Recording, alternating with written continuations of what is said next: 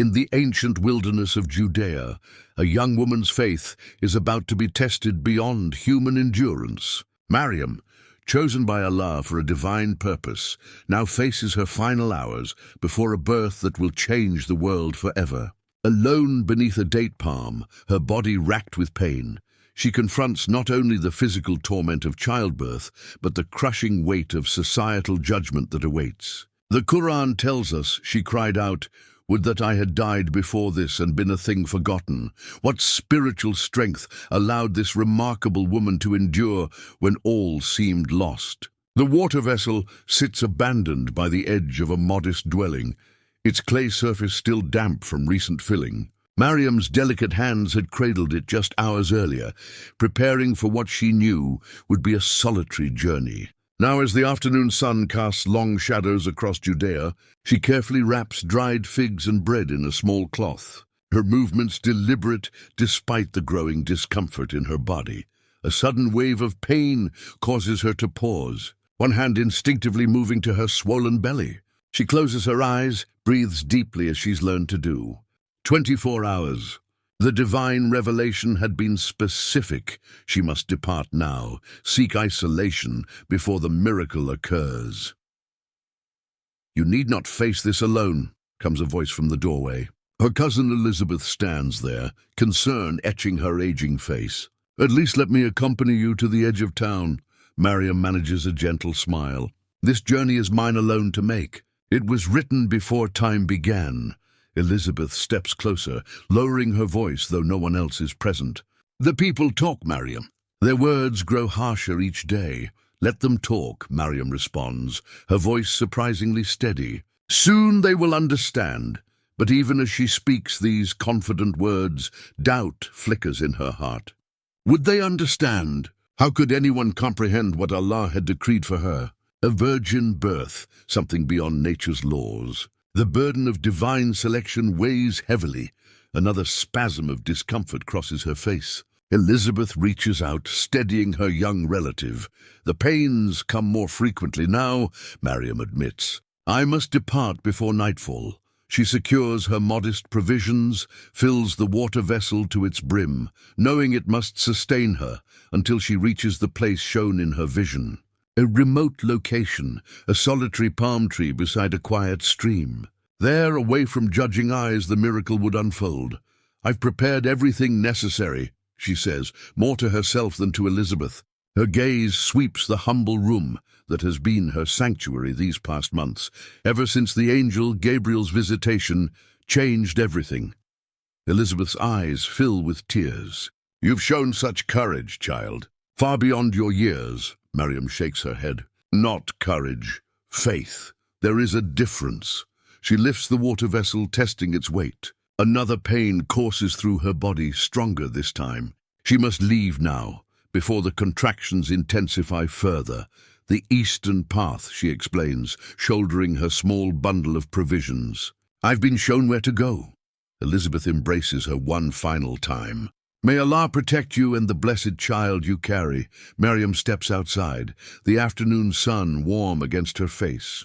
A group of village women stand nearby, their hushed conversations falling silent as she emerges. Their stares burn into her back as she passes, some curious, some suspicious, some outright hostile. "Daughter of Imran," one calls out, the formal address failing to mask her accusatory tone. "Where do you journey in your condition? Without family or midwife?" Maryam continues walking, her grip tightening on the water vessel. Each step requires more determination than the last. "The Lord is sufficient for me," she whispers, words meant only for herself and her Creator. The village boundary approaches. Beyond lies wilderness, rocky terrain, dotted with scrubby vegetation, the occasional olive grove, and ultimately the isolated place of her coming trial. She pauses at the threshold between civilization and solitude, adjusting the water vessel against her hip. For a moment, fear threatens to overwhelm her. What lies ahead will test the limits of human endurance. Yet something deeper than courage propels her forward, an unshakable certainty in divine purpose. She takes one step beyond the village boundary, then another. The water sloshes gently in its vessel, a rhythmic companion to her increasingly labored breathing. Behind her, the safety of human company. Ahead, her appointment with destiny. The sun inches toward the horizon. 24 hours remain. The prayer shawl had been her companion since childhood. Now, as Maryam trudges along the dusty path away from the village, her mind drifts back to simpler days. The temple rises in her memory, not as stone and mortar, but as sanctuary and home. She was only 6 when her mother Hannah delivered her to the temple, fulfilling a sacred vow made before Maryam's birth. The memory unfolds with perfect clarity. The cool stone beneath her small feet, the scent of incense hanging in the air, her mother's gentle but firm hand guiding her forward. "This child was consecrated to your service before she drew breath," Hannah had declared, her voice unwavering despite the tears glistening in her eyes. "I return to you what was always yours."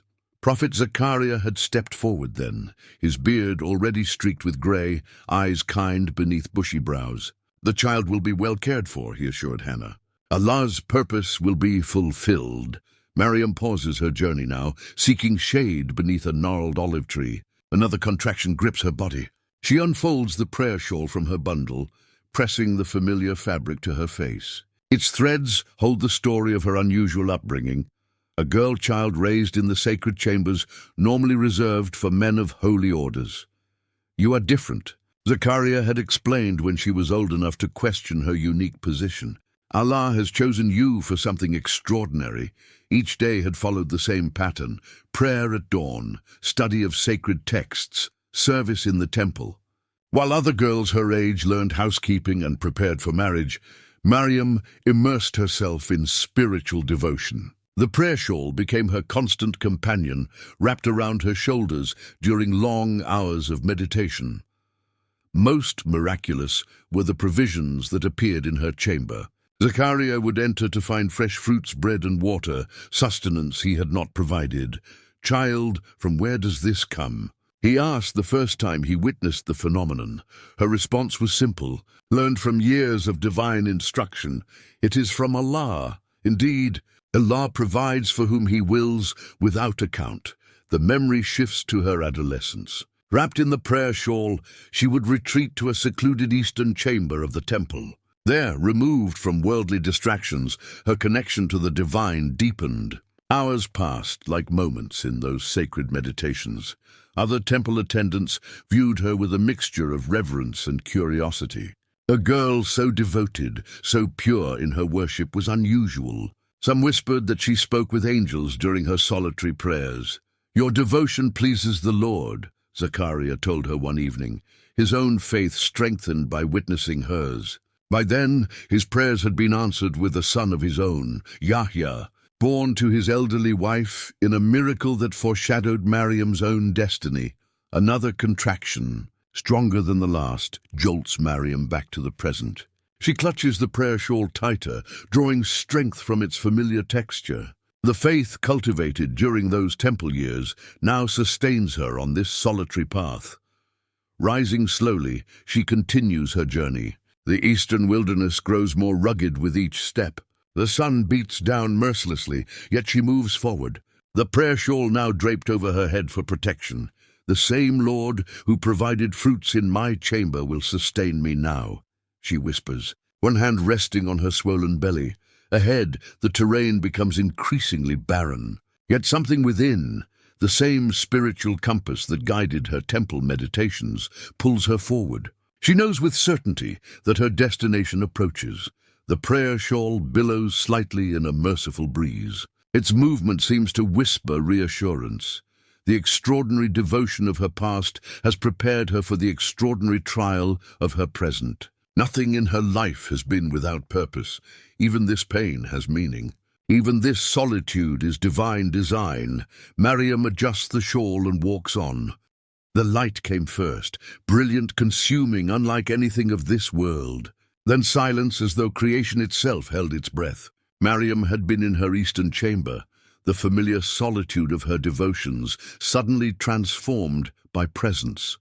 "Do not be afraid. The voice resonated not just in her ears, but throughout her being. She drew her shawl tighter around her shoulders, eyes wide, as the radiance before her took form. An angel stood there, Gabriel, the messenger of Allah. Maryam stumbles now along the wilderness path, the memory so vivid it momentarily eclipses her physical discomfort. Her hand brushes against something at her waist, a small pouch containing a single feather, shimmering with an otherworldly iridescence. Not truly a feather, perhaps, but the closest her mortal mind could comprehend of what had fallen from the angelic presence during that visitation. "I seek refuge from you, in the most merciful," she had whispered. Backing against the chamber wall, the angel's response was gentle but direct. "I am only the messenger of your Lord, come to give you news of a pure son." Confusion and fear had flooded her. "How can I have a son when no man has touched me, nor have I been unchaste?" The memory pulses with perfect clarity. Gabriel's unwavering gaze, the absolute certainty in his voice. "Thus it will be. Your Lord says, 'It is easy for me. We will make him a sign to humanity and a mercy from us. It is a matter already decreed.'" A particularly sharp contraction doubles her over, forcing her to pause her journey. Kneeling in the dust, she clutches the pouch containing the feather, drawing strength from its connection to that pivotal moment. What followed the angelic announcement had been both wondrous and terrifying. The divine spirit had been breathed into her womb. No mortal understanding could grasp how creation itself was reshaped in that moment. A virgin conception, a miracle taking root within her body. She had fallen to her knees then, just as she kneels now in the wilderness. "I submit to Allah's will," she had declared, the words tumbling from her lips with absolute surrender. Standing again with difficulty, Maryam continues her eastward journey. The feather pouch taps lightly against her hip with each labored step. Its presence reminds her of the divine purpose behind her current suffering. Those first weeks after the visitation had passed in a daze of wonder and apprehension. When her body began to show signs of pregnancy, she withdrew from public view, knowing what accusations would follow. Only Elizabeth, herself blessed with a miraculous pregnancy and old age, truly understood. "Your son will be the word of Allah," Elizabeth had told her, eyes shining with prophetic insight. "A spirit from him, honored in this world and the hereafter." Another contraction seizes her now, more powerful than before. She gasps, leaning against a weathered boulder for support. Her fingers instinctively find the feather pouch again. "Give me strength," she whispers, "as you gave me faith to believe the impossible." The pregnancy had progressed faster than natural, another sign of its miraculous nature. Within months, the whispers began. Despite her seclusion, rumors spread through the community. Questions arose about her virtue, her claims, her sanity. How could the daughter of Imran, raised in the temple, fall so far? They asked one another, their judgments stinging like desert sand against exposed skin. Zachariah had protected her as long as possible, but even he could not shield her from what was to come. The divine instruction had been clear. She must face this trial alone, in isolation from her community. The sun begins to lower in the western sky. Maryam shields her eyes, searching the horizon ahead. Somewhere in this wilderness waits her appointed place. The feather seems to pulse with warmth against her side, guiding her forward, one foot before the other, one breath after another. The miracle continues to unfold, just as Gabriel foretold. The ancient scroll lies open on a cedar table, its weathered parchment illuminated by oil lamps. A scholarly hand traces the prophecies of Isaiah, pausing over words written centuries earlier. "Therefore the Lord himself will give you a sign. The virgin will conceive and give birth to a son, and will call him Emmanuel." The scene dissolves, replaced by a narrator standing before a backdrop of desert mountains. His voice carries the measured gravity of one who understands the weight of sacred history. Across traditions and sacred texts, the story of Maryam resonates with profound significance. In the Qur'an, she occupies a position of exceptional honor. the only woman mentioned by name, her chapter standing as testimony to her spiritual excellence.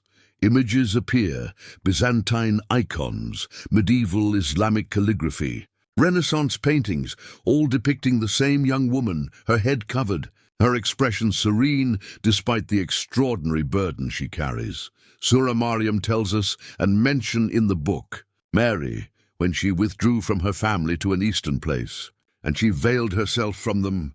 Then we sent to her our Spirit, and he appeared to her as a man in perfect form. The narrator walks along an ancient stone path. The same route Maryam now traverses in her solitary journey. The Qur'an speaks of Maryam as chosen above the women of all nations. Her story transcends theological boundaries, offering universal lessons about faith, divine selection, and feminine strength. Back to Maryam, struggling forward despite increasing pain. The contractions come more frequently now, each one a trial of endurance.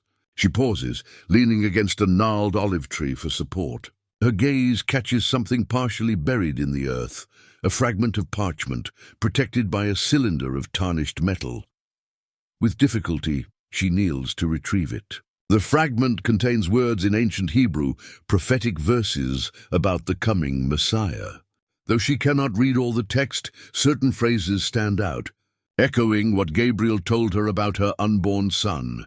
The narrator returns, standing now beside a collection of sacred texts displayed reverently on ornate stands. While Christian tradition emphasizes Maryam's role as mother of Jesus, the Qur'an presents a more extensive narrative of her personal spiritual journey. She is not merely a vessel, but a chosen soul whose own relationship with Allah stands as exemplary.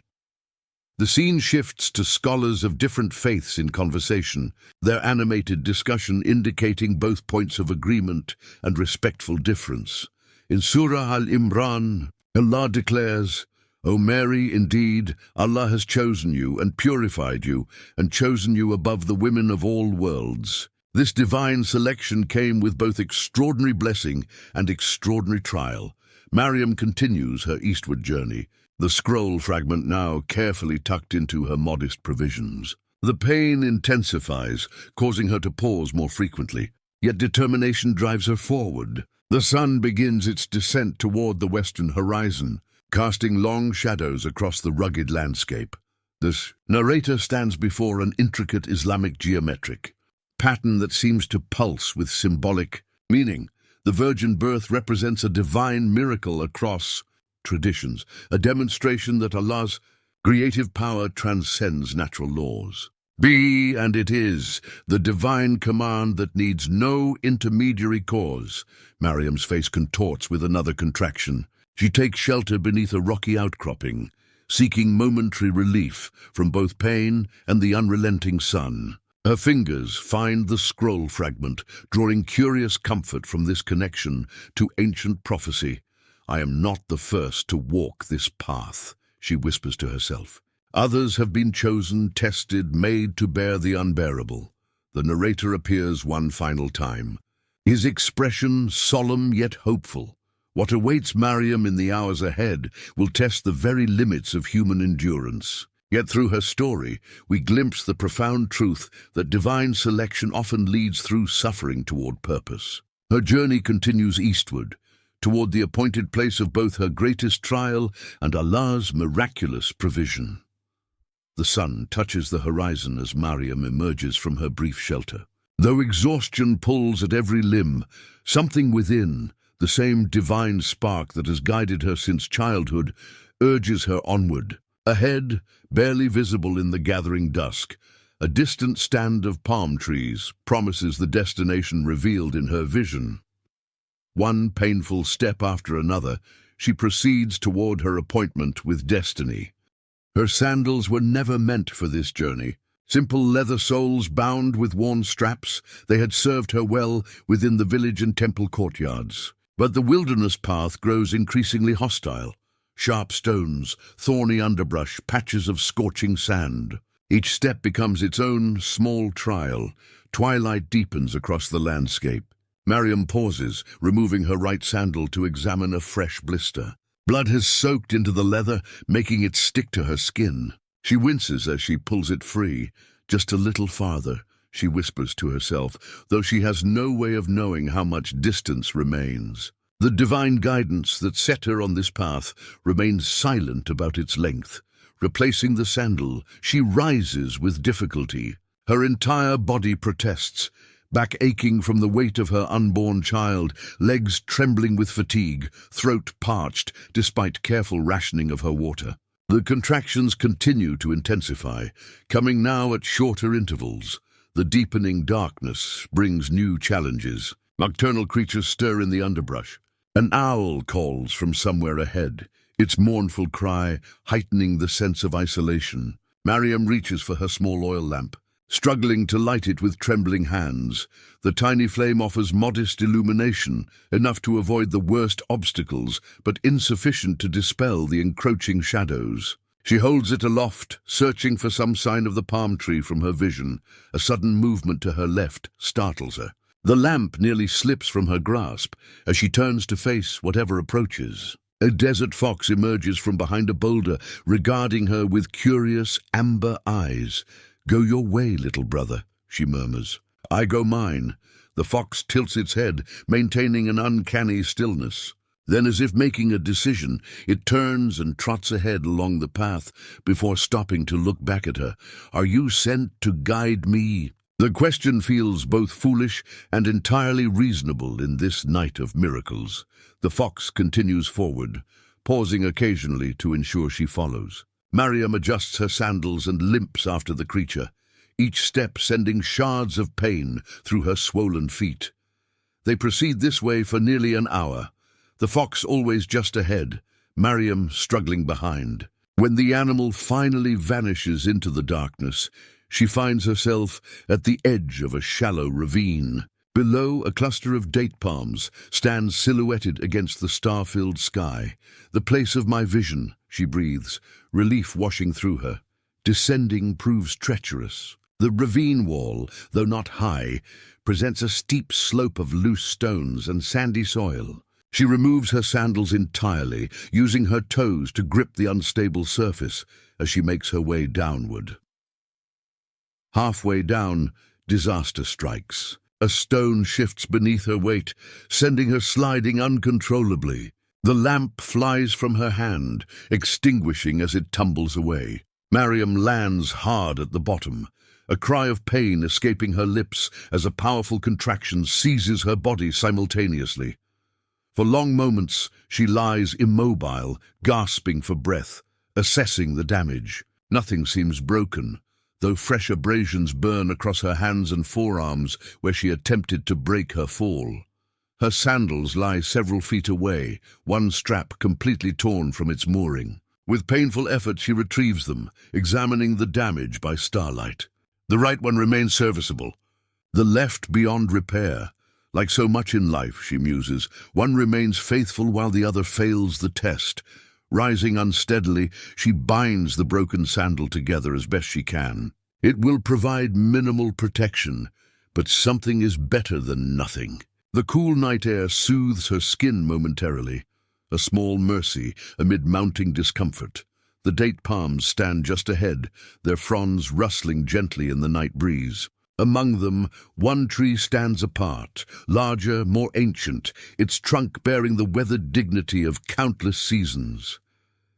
Maryam approaches it slowly, reverently. This is the tree from her vision, the one beneath which she is meant to bring forth her miraculous child. She reaches out, pressing her palm against its rough bark. Feeling an inexplicable connection. "I have arrived," she whispers, both to the tree and to whatever divine presence guided her journey. Settling herself against the broad trunk, she removes her damaged sandals one final time. They have carried her to this appointed place. Their purpose is fulfilled. Above, stars wheel across the heavens, bearing silent witness to what will unfold beneath this solitary palm. Night deepens in the wilderness. Maryam leans against the ancient date palm, attempting to make herself as comfortable as possible on the hard ground. Her provisions sit nearby, the bread and dried fruit still wrapped in cloth, the water vessel placed carefully within reach. The contractions intensify. Each wave begins at her lower back, wrapping around to her abdomen with increasing pressure. She breathes through clenched teeth, counting the seconds until relief comes. "Water," she whispers, reaching for the vessel with trembling hands. The journey has depleted her reserves faster than anticipated. Only a few precious swallows remain, and the night stretches long ahead. A troubling thought surfaces. What if her water runs out before the birth? The ravine appears dry, with no visible source of fresh water. She scans her surroundings in the starlight, searching for any sign of moisture. Any depression where rainwater might collect? Nothing, just sand, stone, and the solitary palm offering meager shelter. The irony isn't lost on her. Surrounded by symbols of life, her own pregnant body, the fruit-bearing tree, yet threatened by the absence of life's most basic necessity. Another contraction seizes her, this one more powerful than the last, forcing a low moan from her throat. When it passes, she finds herself weeping quietly, the gravity of her situation finally overwhelming her composure. "I have followed your guidance faithfully," she whispers into the darkness. "I have accepted what no other woman has been asked to bear. But now," her voice breaks, "now I am afraid." The admission feels like both surrender and relief. Even in her exceptional faith, she remains human, capable of fear, vulnerable to doubt. She takes another small sip of water, rationing the dwindling supply. The liquid barely moistens her parched throat before it's gone. Setting the vessel aside, she closes her eyes, trying to rest between contractions. Sleep proves impossible. Pain and thirst conspire to keep her conscious, hyper-aware of every sensation. The night hours crawl by, marked only by the slow movement of stars across the sky and the rhythmic waves of labor pains. Near what must be midnight, Maryam shifts position, seeking any relief from the discomfort of the hard ground. As she moves, her hand brushes against something unexpected, dampness in the sand beneath her. Confused, she investigates with her fingertips. The moisture is unmistakable, though its source remains unclear. She digs slightly into the sand, finding it increasingly wet as she goes deeper. Could it be? Hope flutters in her chest as she continues to excavate with renewed energy. The sand gives way to muddy soil, then to a small but unmistakable upwelling of water, a spring emerging directly beneath where she sits. The water is cool and clear, bubbling up as if responding to her greatest need. Maryam cups her hands, capturing the precious liquid. It tastes sweeter than any she's ever known, instantly reviving her depleted strength. She drinks deeply, then fills her empty vessel, watching with wonder as the spring continues to flow steadily. "The same Lord who provided fruits in my temple chamber," she whispers, recalling the miraculous sustenance of her youth, now provides water in the desert. The Quranic words come to her, words that would later describe this very moment. "And shake toward you the trunk of the palm tree. It will drop upon you ripe fresh dates. So eat and drink and be contented." Though exhausted and still in pain, a profound peace settles over Maryam. The spring represents more than physical sustenance. It confirms the divine presence accompanying her, even in this desolate place. She washes her face and hands in the miraculous water, then drinks again. Strength flows back into her limbs, though the contractions continue unabated. Setting the filled vessel aside, she prepares herself for what lies ahead. The night is only half over. Hours of labor remain before dawn will break over the eastern horizon. But now, with the spring flowing steadily beside her, Maryam faces her trial with renewed courage. She strokes the damp sand gratefully, marveling at how the most barren ground can yield life-giving water when touched by divine mercy. "Nothing is impossible," she murmurs, echoing Gabriel's words from months earlier. The desert night continues, stars wheeling silently overhead. Beneath the ancient palm, beside a spring that didn't exist hours before, Maryam waits for morning, and for the miracle she will bring into the world. The night grows deeper. Maryam shifts uncomfortably against the palm trunk, attempting to find a position that might offer some relief. The hard ground beneath her provides little comfort. She gathers fallen palm fronds, arranging them as a makeshift bed. But the unyielding earth still presses against her aching body. Finally, she takes a smooth, flat stone about the size of a small loaf of bread and places it beneath her head as a pillow. The stone's coolness briefly soothes her fevered brow, though its hardness is yet another reminder of her harsh circumstances. As another contraction subsides, Maryam gazes upward through the palm fronds at the star-filled sky. The familiar constellations offer small comfort. The same stars that watched over her in the temple now bear witness to her solitary trial. Her thoughts drift homeward. What is her family doing at this moment?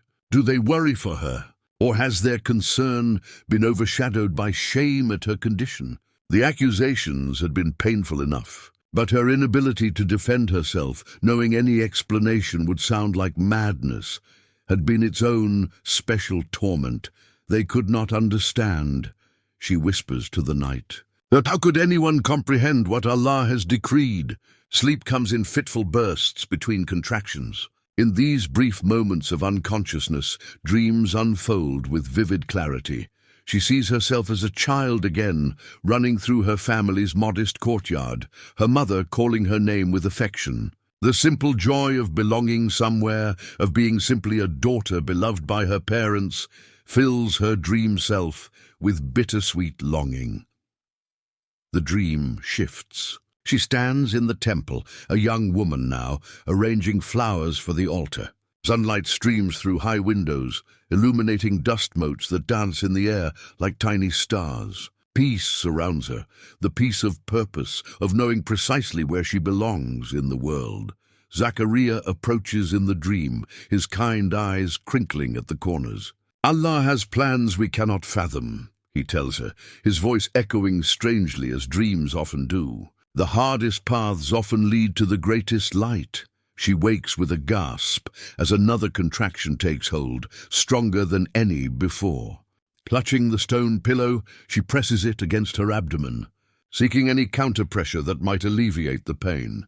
When the contraction passes, she finds herself weeping, not from physical suffering, but from the profound isolation of her circumstance. No mother to wipe her brow, no midwife to guide her through this process, no comforting voice to assure her that what she experiences is normal, that she will survive this trial. The stone pillow receives her tears, its surface growing damp beneath her cheek. She strokes it absently, as one might pet a small animal seeking comfort as much as offering it. Sleep claims her again briefly. This time, the dream carries her to a place she's never seen, a vast desert stretching endlessly in all directions. Yet she feels no fear, only a curious sense of expectation. A figure approaches across the sands, features indistinct in the dreamlight. For a moment, she believes it might be Gabriel returning with further instructions. But as the figure draws nearer, she recognizes her unborn son, somehow appearing as a grown man, his face bearing a gentle wisdom that transcends age. "Be not afraid," he tells her, echoing Gabriel's first words. "What comes in pain will bring joy to the world." She reaches toward him, but the dream dissolves as another contraction wrenches her back to consciousness. Dawn approaches now, the eastern sky lightening almost imperceptibly. She has survived the first night of her ordeal, though the hardest part still lies ahead. Maryam adjusts the stone beneath her head, finding a slightly more comfortable position.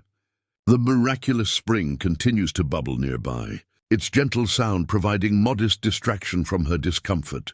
"Give me strength to endure what comes," she prays, her hand resting on her belly, where the child, the son promised by Gabriel, shifts restlessly as if responding to her words. The stone pillow, witness to her tears and dreams, remains her only physical comfort as night gradually surrenders to the first hints of daybreak. The hardest hours lie directly ahead. The eastern horizon glows with the first light of dawn. Maryam watches as darkness gradually surrenders today, the stars fading one by one into the brightening sky. Through the palm fronds above, she observes this celestial transition with a mixture of relief and apprehension. grateful to have survived the night. Yet aware that the day ahead holds even greater challenges, beside her makeshift bed lies a curious object, a small wooden tablet with rudimentary celestial markings, a simple star map she discovered half buried in the sand during her nocturnal restlessness. Its presence here in this isolated place seems as mysterious as everything else about her journey. A narrator's voice emerges, scholarly yet warm, speaking directly to the audience while Maryam continues to gaze skyward.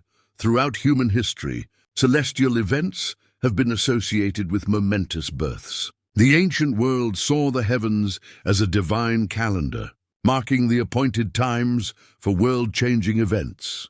The scene shifts momentarily to a learned astronomer studying ancient records, his finger tracing patterns across parchment star charts.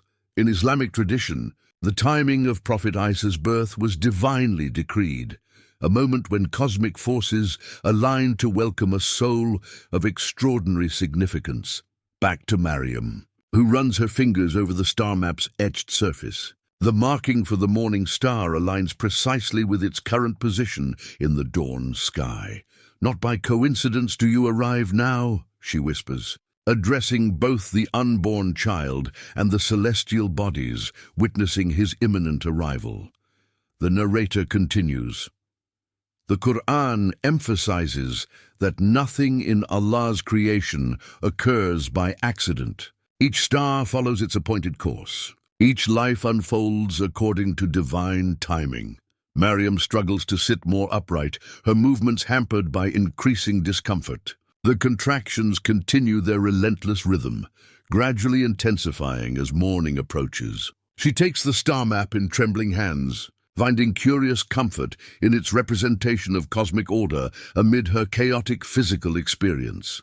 In Surah Yasin, Allah declares, "And the sun runs on its fixed course." That is the decree of the Almighty, the All-Knowing. And the moon, we have measured for it mansions, till it returns like an old dried curved date stalk. Neither can the sun overtake the moon, nor can the night outstrip the day. Each swims along in an orbit. Maryam closes her eyes as another contraction builds. When it passes, she opens them to find the morning star shining with startling brilliance. Despite the increasing daylight, the narrator's voice grows more intimate. What Maryam experiences in these hours transcends ordinary human trial. Her isolation is not merely physical, but existential. Selected to bear a burden unlike any other, she walks a path no other has trodden. She traces the path of stars on the wooden map, following a sequence that seems to culminate at precisely this day, this moment. Whether the tablet was left by some ancient astronomer or placed here more recently by divine instruction remains a mystery, one among many surrounding her extraordinary circumstance. Another contraction comes, stronger than before. She sets aside the star map, focusing entirely on breathing through the pain. When it passes, she glances again at the morning star, now seeming to pulse with gentle light as if responding to her attention. "Your creation is written in the stars," she whispers to her unborn child. "Your coming foretold since time began." The narrator offers a final observation. The celestial timing of this birth was no astronomical accident, but divine choreography. The stars themselves bearing witness to a moment when eternity touched time. Morning light strengthens, illuminating the ravine around her. The date palm casts a lengthening shadow as the sun climbs higher. Maryam picks up the star map once more, noting how the etched pattern of constellations perfectly matches what she observed throughout the night, as if the tablet's creator had envisioned this very moment from some distant past. She returns the tablet to its place beside her. Whatever its origin, it serves as confirmation that even in this wilderness, even in her seemingly abandoned state, a greater purpose unfolds according to perfect design. The morning star finally fades into daylight. Maryam faces the new day with renewed determination, drawing strength from the cosmic order represented in the humble wooden map. a reminder that her suffering occurs within a greater pattern, mysterious yet meticulously arranged. Morning heat intensifies as the sun climbs higher. Maryam's simple robe, once adequate protection, now seems oppressive against her skin. The fabric sticks to her sweat-dampened body, the collar chafing her neck where it has rubbed throughout the long hours. With trembling fingers, she tears a strip from the bottom of her garment. The sound of rending cloth seems unnaturally loud in the quiet ravine. She uses the strip to tie back her hair, which has come loose from its careful arrangement, and now falls in damp tendrils around her face. The contractions have reached a new level of intensity. Each one consumes her entirely, erasing all thought, leaving only raw sensation. The periods of relief between grow shorter, barely allowing her to catch her breath before the next wave begins. "It comes too soon," she gasps after a particularly powerful contraction. According to the women's wisdom shared in hushed voices, first births typically involve longer labors. Yet her body seems determined to accelerate the process, pushing toward an outcome she both longs for and fears. She shifts position, trying to ease the relentless pressure in her lower back. The movement causes another tear in her robe, this one across the shoulder where the fabric has grown weak from wear and the strain of her journey. Sunlight filters through the new tear, warming her exposed skin. She makes no attempt to mend it. Such concerns seem trivial now, in this moment of elemental struggle between flesh and spirit. A narrator's voice emerges, gentle yet authoritative. The physical suffering Maryam endures represents more than the universal experience of childbirth. Her torn garment symbolizes the veil between ordinary human experience and divine intervention, increasingly tattered as the moment of miracle approaches. Another contraction seizes her, this one building with frightening intensity. Maryam clutches at the palm trunk behind her, her nails digging into its rough bark. A primal sound escapes her throat, part groan, part prayer. When the pain finally recedes, she finds herself weeping. Not quiet tears of earlier moments, but deep, racking sobs that emerge from somewhere beyond conscious control. The emotion feels both foreign and necessary, a release of something carried too long within. The narrator continues, "In this moment of absolute vulnerability, Maryam approaches the threshold of her greatest trial. The Qur'an tells us she will soon cry out, 'Would that I had died before this and been a thing forgotten.'" She tears another strip from her robe, using it to wipe the sweat from her face and neck. The garment grows increasingly ragged, sections hanging loose where the fabric has separated along seams. What began the journey as modest but dignified attire now resembles a beggar's rags. "Is this how your prophet enters the world?" she whispers between contractions. "Born to a mother in tatters, far from comfort or care?" The question holds no bitterness, only wonder at the divine plan that has placed her here, in this condition at this moment. Another contraction begins, stronger than any before. Maryam feels something fundamental shifting within her body, the child moving downward, preparing for entry into the world. The pressure becomes unbearable. She clutches at her torn robe, accidentally ripping it further as her hands clench in response to the pain. "I cannot," she gasps when the contraction finally eases. "I cannot bear this alone." For the first time since beginning her journey, true doubt clouds her faith. Not doubt in Allah's existence or power, but in her own capacity to fulfill what's been asked of her. The physical agony combined with absolute isolation creates a perfect storm of despair. The narrator's voice returns. "It is precisely at this moment, when human endurance reaches its limit, that divine mercy most clearly reveals itself." Maryam leans her head back against the palm trunk, closing her eyes as exhaustion temporarily overwhelms even the pain. Her torn robe hangs loosely around her, offering little protection from either the elements or her own vulnerability.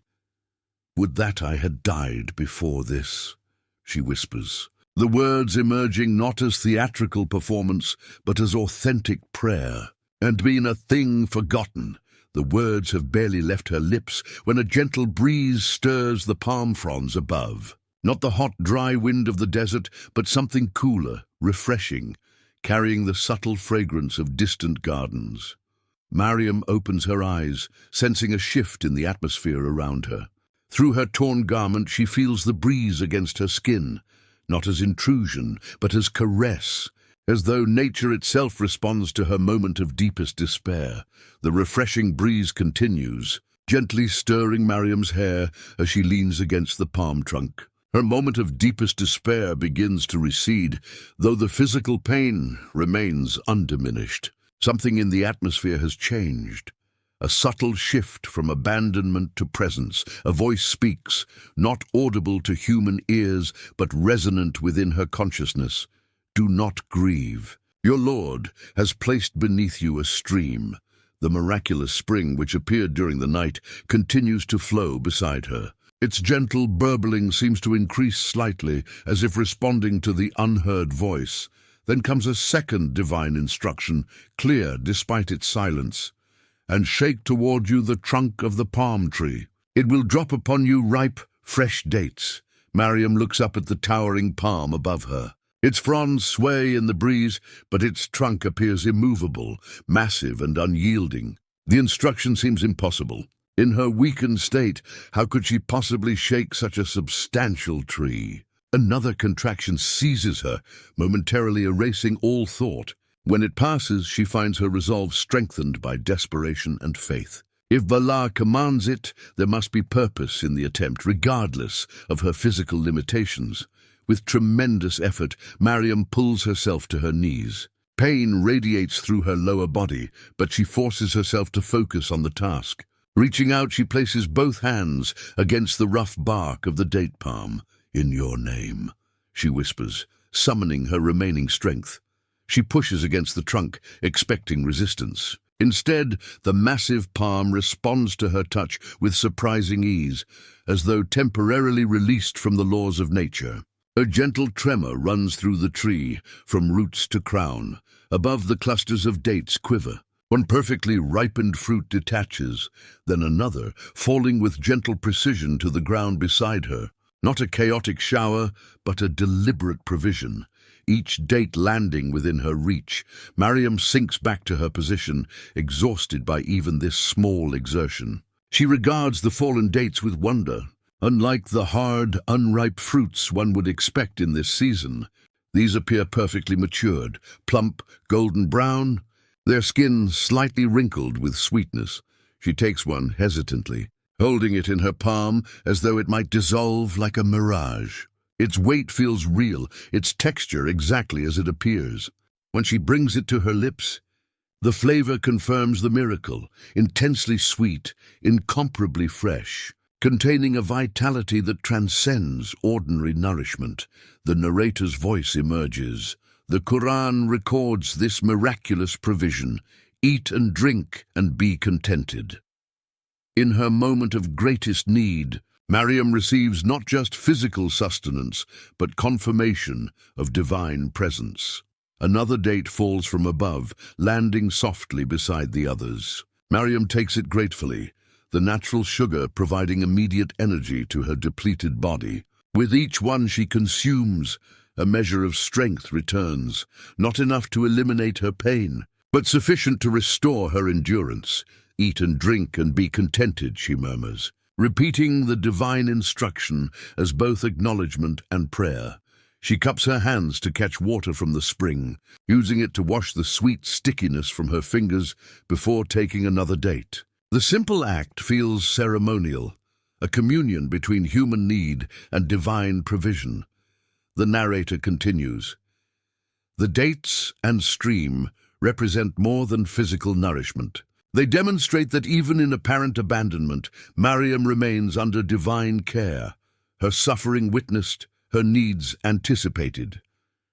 More dates fall, creating a small pile within her reach. Unlike normal fruit, which would attract insects in the desert heat, these remain pristine, protected by the same divine intervention that provided them. Another contraction begins, but Maryam faces it differently now. The despair that prompted her earlier cry has been answered with tangible reassurance. Though physically alone, she is spiritually accompanied. She eats another date during the brief respite between contractions. Its sweetness seems to intensify with each one she consumes, as though the fruit adapts itself to her changing needs, providing precisely the nourishment required for the trial ahead. The fallen dates rest beside her, their golden brown skins catching the midday sunlight. More than food, they represent divine dialogue, a wordless response to her moment of doubt, a physical manifestation of the assurance, "You are not forgotten," strengthened by this miraculous provision. Maryam prepares herself for what comes next. The hardest part of her journey still lies ahead, but she faces it now with renewed certainty that her suffering occurs within the context of divine purpose. The afternoon sun begins its westward descent. Maryam's labor intensifies further, each contraction building upon the last, with barely a moment's respite between them. The dates have provided essential nourishment, their natural sugars fueling her depleted body. The spring continues to offer clean water for drinking and cooling her fevered skin. Despite these divine provisions, the physical ordeal remains overwhelming. Maryam shifts positions frequently, seeking any configuration that might ease the mounting pressure. Nothing provides lasting relief. "The time approaches," she whispers, an instinctive knowledge guiding her despite her inexperience with childbirth. From her modest bundle of possessions, she withdraws a length of simple cloth, a swaddling blanket prepared weeks earlier. Though she had sewn it in secret, each stitch had been accompanied by prayer, each fold imbued with both apprehension and love for the child she had yet to meet. The narrator's voice emerges. In preparing this humble cloth, Maryam demonstrated extraordinary faith. While others might have denied or hidden their inexplicable pregnancy, she actively prepared for the child promised by divine messenger. She spreads the swaddling cloth on the ground beside her, smoothing its surface with trembling hands. The fabric is simple but finely woven, the best she could provide from her limited resources. Along one edge, she had embroidered a subtle pattern of olive leaves, a symbol of peace and divine blessing. Another contraction seizes her, more powerful than any before. Maryam braces herself against the palm trunk, her knuckles whitening with the force of her grip. When it passes, she finds herself instinctively shifting position, her body preparing for the final stage of labor. The narrator continues. The moments before Prophet Isa's birth represent a pivotal intersection between human experience and divine intervention. The Qur'an teaches that Jesus was not divine himself, but his birth was certainly miraculous, a sign from Allah demonstrating his power to create beyond natural law. Maryam arranges the swaddling cloth more carefully, folding it according to the instructions she had received from the village midwife months earlier, before her condition had made her an object of suspicion and gossip. The precise folds would create a secure wrapping for the newborn, providing both warmth and the comforting constraint that soothes new life. "Through you, all things are possible," she prays, her voice barely audible. "Through you the barren conceive, the virgin bears a child, the world receives its prophet." Another contraction begins. This one feels fundamentally different, a profound pressure that signals the imminent arrival of her child. Maryam gasps, instinctively repositioning herself for what comes next. The narrator speaks with increased solemnity. What Maryam experiences transcends ordinary human understanding. Islamic tradition teaches that Prophet Isa's conception and birth were miraculous signs, demonstrations that Allah's creative power operates beyond natural causality when he commands be, and it is between contractions. Maryam makes final preparations with the swaddling cloth, ensuring it lies ready for the moment of birth. Despite her physical agony, her movements display a remarkable presence of mind, a focus born from the certainty of divine purpose.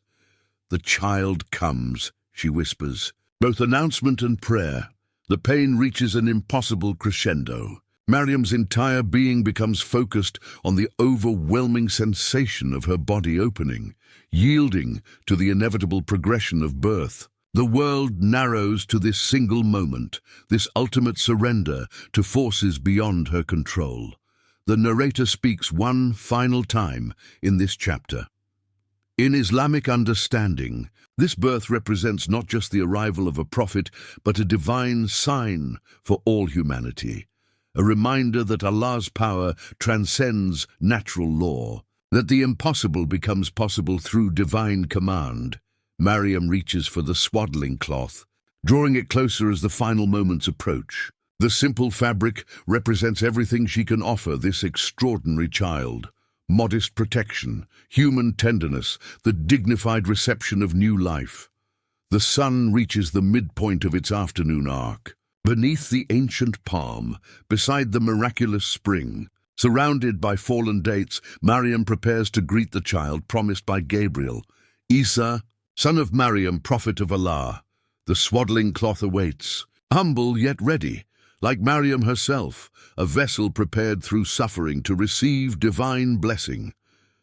Time suspends itself in the moment of birth. The final contraction builds with unprecedented intensity, consuming Maryam's entire being. Her consciousness narrows to a single point of overwhelming sensation, the culmination of 9 months' mystery and anticipation.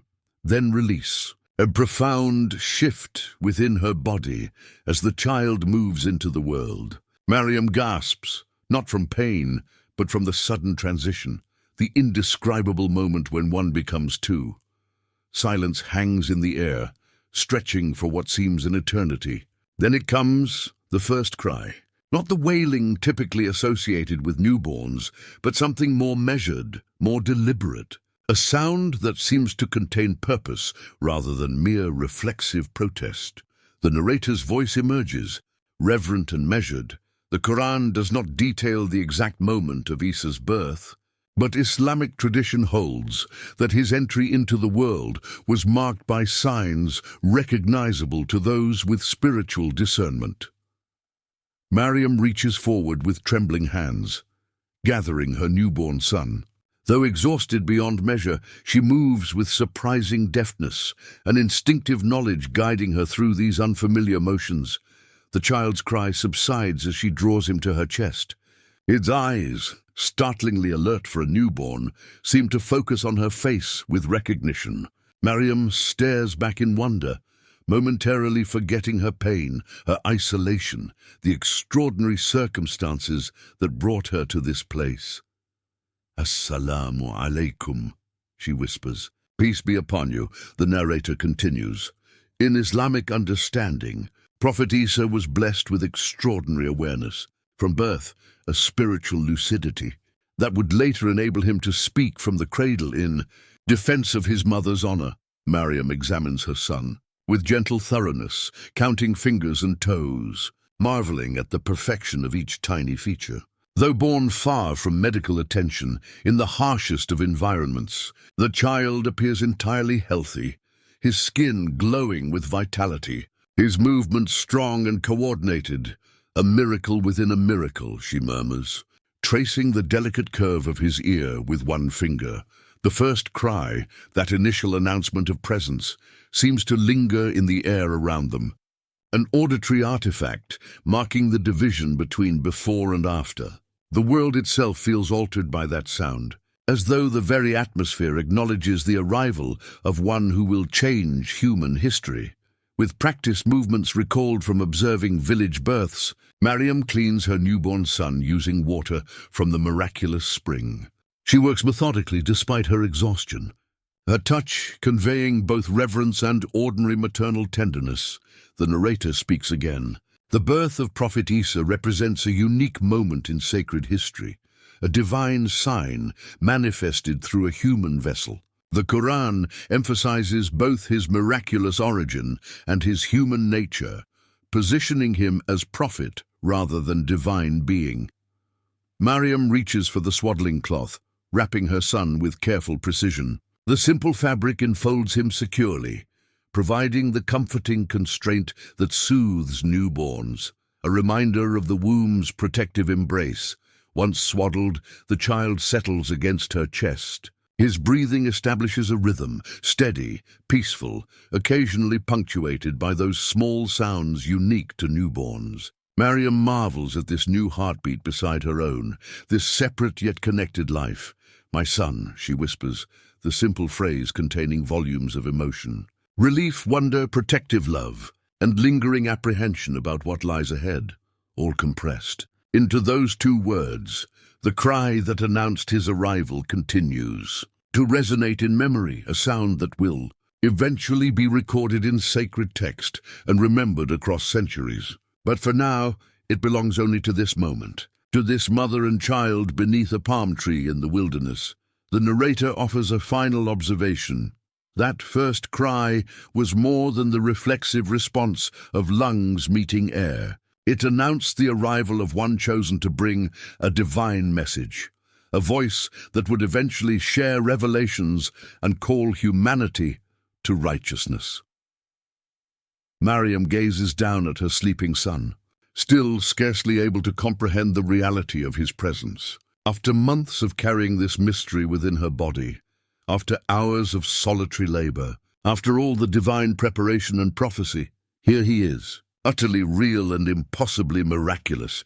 She touches her finger to his tiny palm, smiling gently when his reflexive grasp tightens around it. Such an ordinary newborn gesture, yet performed by one whose life will be extraordinary beyond measure. The sun continues its westward journey. Beneath the date palm, mother and child rest, momentarily suspended between the completion of one miracle and the beginning of another. The afternoon deepens toward evening. Maryam rests against the palm trunk, her newborn son cradled against her chest.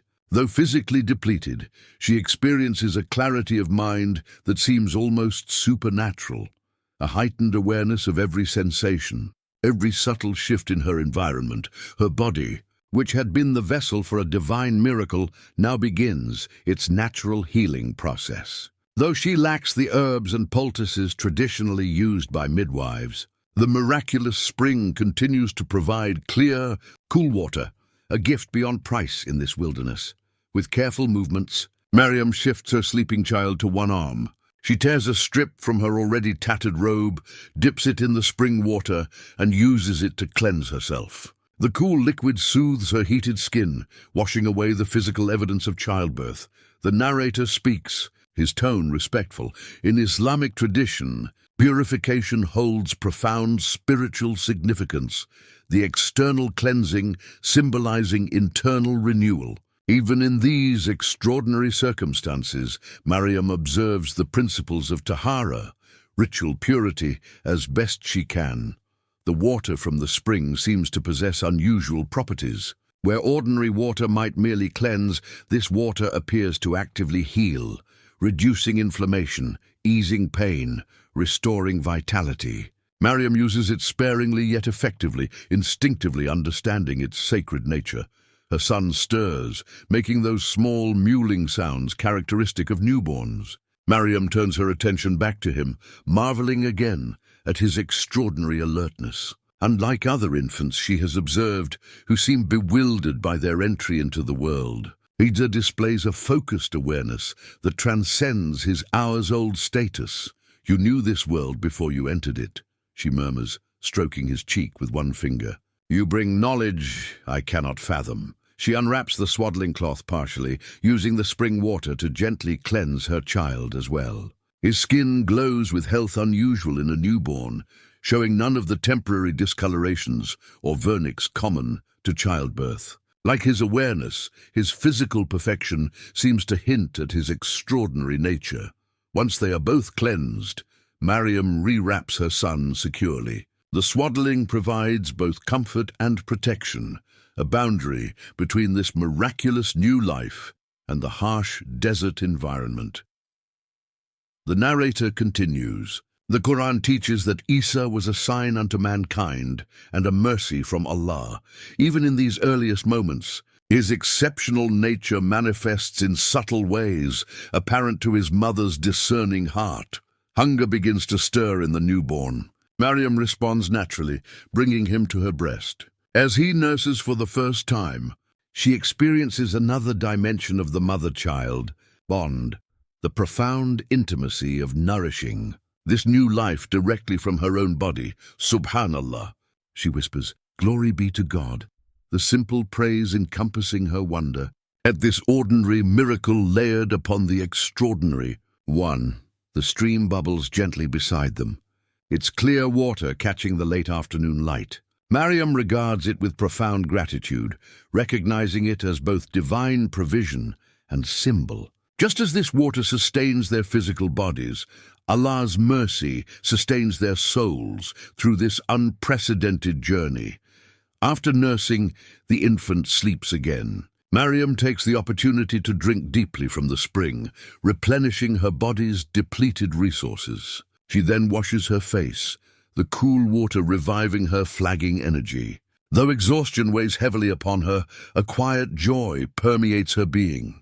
The fulfillment of divine promise, the privilege of being chosen for this extraordinary role. The narrator speaks one final time in this chapter. In these quiet moments between mother and child, we glimpse both the divine miracle and the universal human experience. The same woman who carried a prophetic burden unimaginable to others now performs the simple, tender acts of motherhood, feeding, cleaning, comforting.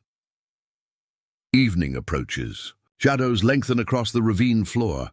Maryam gazes down at her sleeping son, trying to comprehend the journey that lies before them. The physical ordeal of childbirth is complete, but she understands intuitively that greater challenges await. She dips her hand once more into the stream, letting the water flow through her fingers, a tactile prayer of gratitude. This simple act marks a transition from the inward-focused experience of pregnancy and childbirth to the outward-facing responsibilities that now approach. Rest while you can, my son, she whispers. Tomorrow we must face the world that awaits you. The spring continues its gentle flow. Witness to this pivotal moment, the brief, precious interval of peace before the next phase of their extraordinary journey begins. Night falls once more over the wilderness. Maryam sits beneath the palm tree, her back against its trunk, her newborn son sleeping peacefully in her arms. The day's exhaustion weighs heavily upon her, yet sleep remains elusive. Her mind turns inevitably toward what awaits beyond this temporary sanctuary. In the distance, barely visible through the darkness, tiny pinpricks of light mark the location of the nearest village. These distant lamps, symbols of community, civilization, human judgment, seem both beckoning and threatening. How do I return to them? She whispers to her sleeping child. What will they say when they see you? How can they possibly understand? The question hangs unanswered in the night air. Maryam knows she cannot remain in this wilderness indefinitely. The miraculous spring and dates provide essential sustenance, but she and her child will eventually need shelter, community, the protection of social structures, however hostile those might initially prove. The narrator's voice emerges. The Qur'an tells us that Maryam's concerns were well-founded. Upon her return, she would face accusations that no unmarried woman with a newborn could escape. The miracle of virgin birth, clear to her through direct experience, would appear impossible to those judging by ordinary standards. Maryam shifts her position, careful not to disturb the sleeping infant. Her gaze returns to those distant village lights. Each represents a household, a family going about their evening routines, eating together, sharing stories, preparing for sleep, all following the predictable patterns of ordinary life. Her own life had once followed similar patterns. Now it has diverged into uncharted territory, chosen by divine decree for an extraordinary purpose that has forever separated her from common experience. They will not believe me, she acknowledges quietly. How could they? What woman has ever conceived without a man? What virgin has ever given birth? The distant lights blur slightly as tears fill her eyes. Not tears of self-pity, but of recognition, understanding the gulf that now exists between her experience and that of her community. The price of divine selection includes this isolation. This unbridgeable gap between miracle and mundane, the narrator continues, Islamic tradition teaches that Allah never places a burden on a soul greater than it can bear. Though Maryam faced unprecedented challenges, divine guidance would provide the way forward. As if responding to her unspoken prayer, a gentle breeze stirs the palm fronds above. The sensation carries a subtle reassurance. The same presence that has guided her journey thus far remains with her still.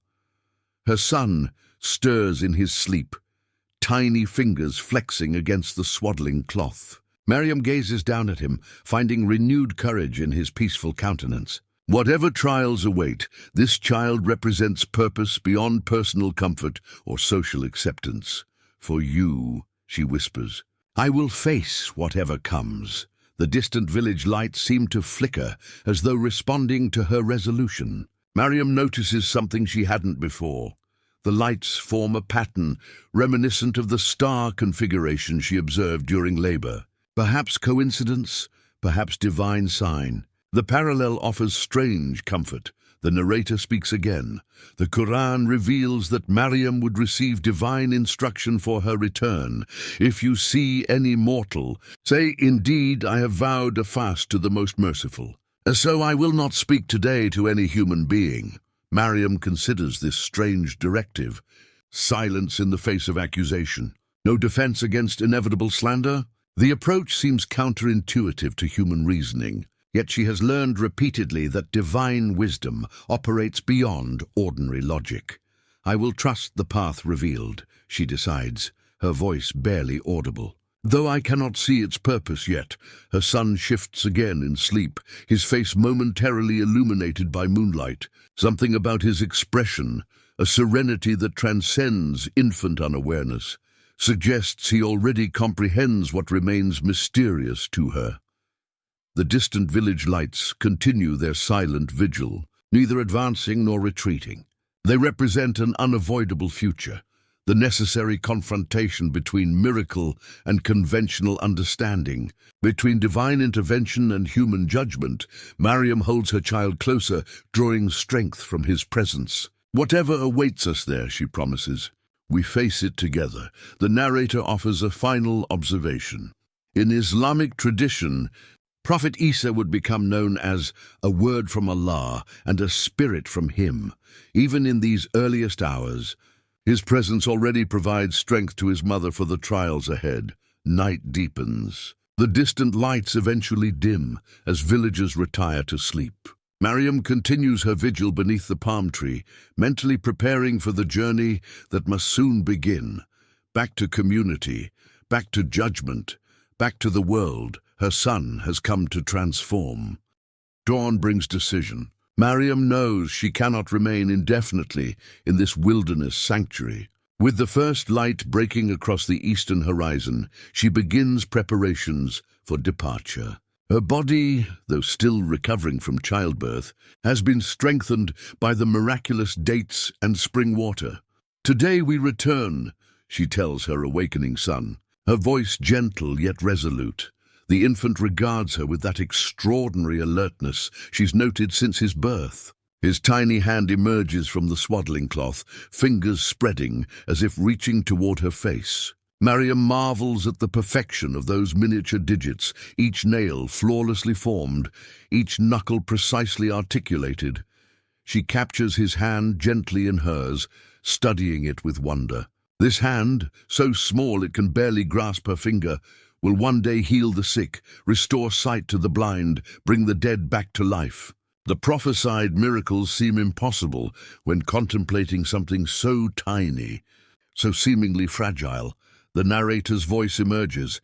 Islamic tradition teaches that Prophet Isa was granted special abilities by Allah's permission, miracles that would serve as signs of his prophethood. These began with his extraordinary birth and would continue with his ability to speak from the cradle. Maryam kisses the tiny hand before tucking it back beneath the swaddling cloth. The gesture contains both maternal tenderness and profound reverence, acknowledgement of both her son's humanity and his divine mission. As she secures her modest belongings for the journey, divine guidance comes, not in audible words, but in unmistakable certainty filling her consciousness. If you meet any person, say, "Indeed, I have vowed a fast to the most merciful, so I will not speak today to any human being." The instruction seems strange. How can silence defend her against inevitable accusations? Yet the message carries absolute authority, brooking no question or doubt. "I understand," she responds, though no human voice had spoken. "I will remain silent." The narrator continues. This divine strategy, counterintuitive to human reasoning, would create the necessary conditions for the miracle that would vindicate Maryam. Her silence would allow her infant son to speak in her defense, demonstrating his extraordinary nature. Maryam gathers her child close, securing him against her body for the journey ahead. The return path seems simultaneously shorter and more daunting than her outward journey. Her physical burden has transformed from unborn to newborn, yet the weight of anticipation, of knowing what reception awaits, adds its own heaviness to each step. Before departing, she kneels beside the miraculous spring. Its clear waters continue to flow, seemingly undiminished since its appearance 2 nights earlier. She drinks deeply, then fills her water vessel for the journey. Whether the spring will remain after her departure or disappear, having fulfilled its purpose, she cannot know. "Shukran," she whispers, "thank you," addressing both the water itself and its divine provider. Rising, she casts one final glance at the date palm that has sheltered her through this extraordinary experience. Its fronds sway gently in the morning breeze, as if bidding farewell. She collects several fallen dates, wrapping them carefully for sustenance during the journey ahead. With her son secured against her chest and her modest provisions gathered, Maryam begins the walk back towards civilization. Each step carries her closer to confrontation, closer to judgment, closer to the fulfillment of prophecies only partially revealed. The narrator speaks again. The Qur'an describes what awaits. Then she brought him to her people, carrying him. They said, "O Mary, you have certainly done a thing unprecedented." As Maryam walks, her son's tiny hand works free from the swaddling cloth once more. It rests against her heart, as if offering reassurance. She covers it gently with her own, drawing strength from the contact. "Whatever comes," she promises him, "I will protect you." The irony of this maternal pledge doesn't escape her. Soon this infant will protect her through divine miracle. The hand now covered by hers will become her defender against accusation and shame. The sun climbs higher as Maryam continues her journey. The wilderness gradually gives way to cultivated land, olive groves, small garden plots, signs of human presence. With each step her resolve strengthens. The silence she has been instructed to maintain feels increasingly like armor rather than vulnerability. In the distance, the first buildings of the village become visible. Simple stone structures clustered together, smoke rising from morning cooking fires. Somewhere among them wait her accusers, unaware that they will soon witness a miracle that defies human understanding. The infant's hand remains against her heart, its touch a constant reminder of divine purpose, transcending human judgment. Whatever awaits in that village, she does not walk toward it alone. The village appears unchanged since Maryam's departure.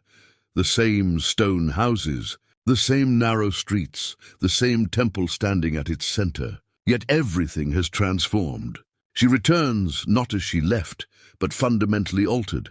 A mother now, bearer of miracle, keeper of divine mystery. As she approaches, the first villagers notice her. A woman drawing water from the community well stops mid-motion, water vessel suspended. A man repairing a stone wall pauses, mallet held aloft. Children playing in the dust grow still, their games forgotten. Word spreads rapidly. Doors open. Faces appear. The community emerges to witness her return, their expressions ranging from curiosity to disapproval to outright condemnation. "Maryam has returned," someone announces unnecessarily. The murmur passes through the gathering crowd like wind through wheat. She continues forward, neither hastening nor slowing her pace. Her chin remains level, her gaze steady despite the growing audience. The infant in her arms sleeps peacefully, untroubled by the mounting tension. The narrator's voice emerges.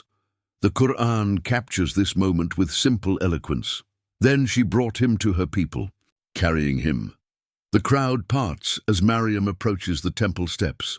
These stone stairs, worn smooth by generations of worshippers, represent the heart of community religious life. That she would bring her unexplained child directly to this sacred space, rather than hiding in shame, strikes many as either extraordinary courage or unthinkable audacity. At the base of the steps stands a group of elders, men whose grey beards and solemn expressions mark them as community leaders. Among them, Zachariah watches with complex emotion, the man who once served as her guardian, who witnessed her exceptional devotion in the temple, who perhaps understands better than anyone the possibility of divine intervention. Maryam pauses before the first step, gathering strength for what comes next. The silence she has been commanded to maintain already weighs heavily. Every instinct urges explanation, defense, justification, all denied by divine instruction. One of the elders steps forward, his expression severe. "Daughter of Imran," he addresses her formally, "you have brought great shame upon your family's honorable name." The accusation hangs in the air, demanding response. Maryam remains silent. Another elder speaks, his voice harsh with judgment. "You who were raised in the temple, dedicated to worship, how have you fallen so far?" Still, she offers no defense. The crowd grows restless at her silence, interpreting it as either admission of guilt or inexplicable defiance. A woman pushes forward, one of those who had watched disapprovingly as Maryam departed days earlier. "Where have you been?" she demands.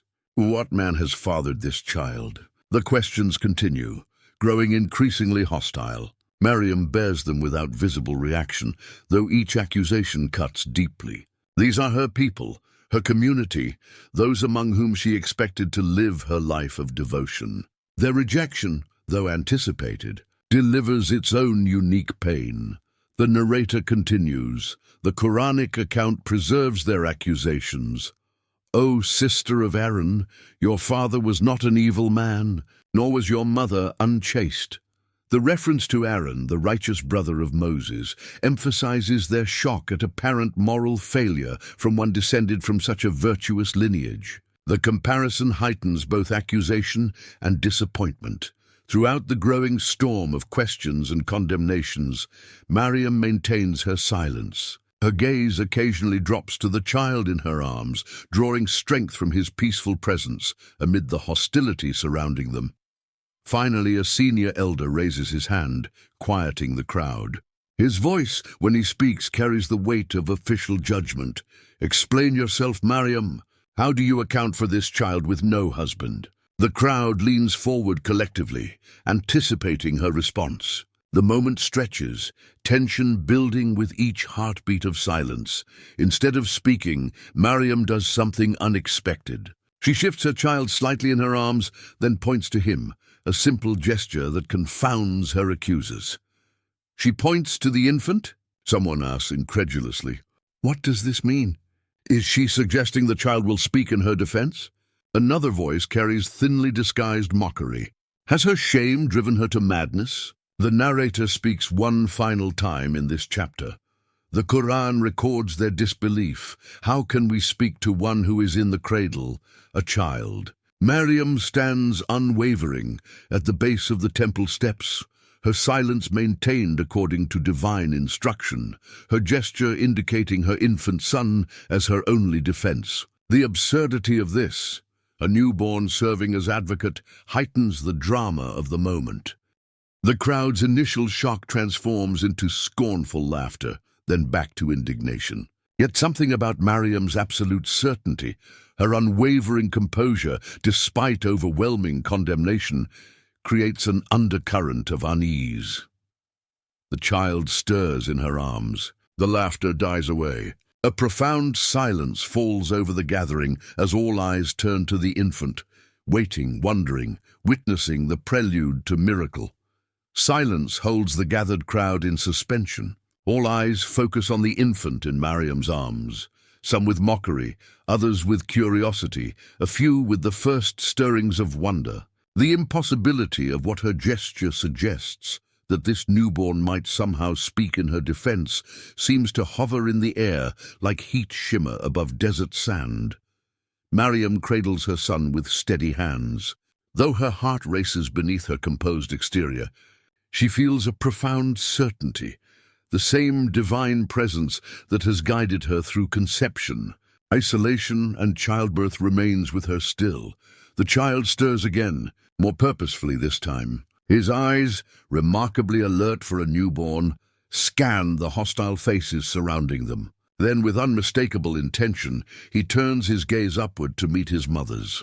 Something passes between them, a communication beyond words. Beyond ordinary infant capability, the narrator's voice emerges. What follows is recorded in the Qur'an itself, one of the most remarkable miracles granted to Prophet Isa, occurring in the earliest moments of his life. A collective gasp rises from the crowd as the infant moves again, this time straightening slightly in his mother's arms. His tiny chest expands with a breath deeper than any newborn should be capable of drawing. Then he speaks. The voice that emerges is neither the cry of a baby nor the voice of an adult, but something wholly unique, clear, articulate, carrying authority beyond his apparent age. The words flow with perfect clarity. Indeed, I am the servant of Allah.